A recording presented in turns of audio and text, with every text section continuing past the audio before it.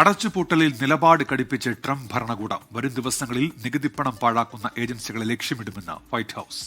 പാഴ്മരങ്ങൾ വെട്ടിമാറ്റാൻ കിട്ടിയ സുവർണാവസരമെന്ന് ട്രംപ്. സർക്കാർ ജീവനക്കാരുടെ കൂട്ടപ്പിരിച്ചുവിടൽ ഇന്ന് ആരംഭിക്കുമെന്ന് ട്രംപ് ഭരണകൂടം വ്യക്തമാക്കി.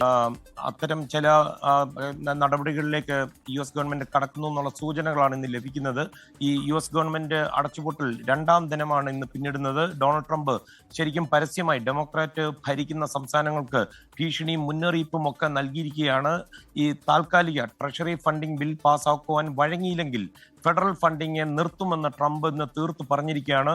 ഇത് ഇന്നലെ നമുക്കറിയാം വൈറ്റ് ഹൌസിൽ മാധ്യമപ്രവർത്തകരോട് സംസാരിച്ചത് US vice president JD Vance ആയിരുന്നു. അദ്ദേഹം പറഞ്ഞ നിലപാടിൽ നിന്ന് വിരുദ്ധമായിട്ടാണ് ട്രംപിന്റെ ഇന്നത്തെ വാക്കുകൾ. വാൻസ് പറഞ്ഞത് ഗവൺമെന്റ് ഷട്ട്ഡൌണിന്റെ പേരിലൊന്നും ഡെമോക്രാറ്റ് ഭരിക്കുന്ന സംസ്ഥാനങ്ങളെ തങ്ങൾ ലക്ഷ്യം വെക്കില്ല എന്നായിരുന്നു. റസ് വോട്ട്, അതായത് പ്രോജക്ട് 2025 തലവനാണ് അദ്ദേഹം. അദ്ദേഹത്തിനെ കാണുമെന്നാണ് ഡൊണാൾഡ് ട്രംപ് പറഞ്ഞത്.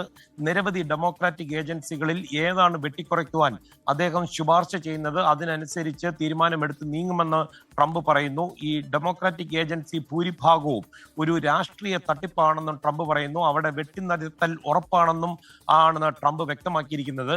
നിലവിൽ സർക്കാർ തലത്തിലുള്ള പാഴ്മരങ്ങളെല്ലാം വെട്ടിനിരത്തുവാൻ കിട്ടിയ ഒരു അവസരമാണ് ഇപ്പോഴത്തെ ഷട്ട്ഡൌൺ എന്ന് ട്രംപ് പറയുന്നു. അതേസമയം ഡൊണാൾഡ് ട്രംപ് പറഞ്ഞ ഡെമോക്രാറ്റിക് ഏജൻസികൾ പറ്റി പ്രസ് സെക്രട്ടറി കാരലിൻ ലെവിറ്റിനോട് ഇന്ന് മാധ്യമപ്രവർത്തകർ ചോദിച്ചു, എന്താണ് ഏജൻസികൾ എന്നതുകൊണ്ട് ഉദ്ദേശിക്കുന്നത്.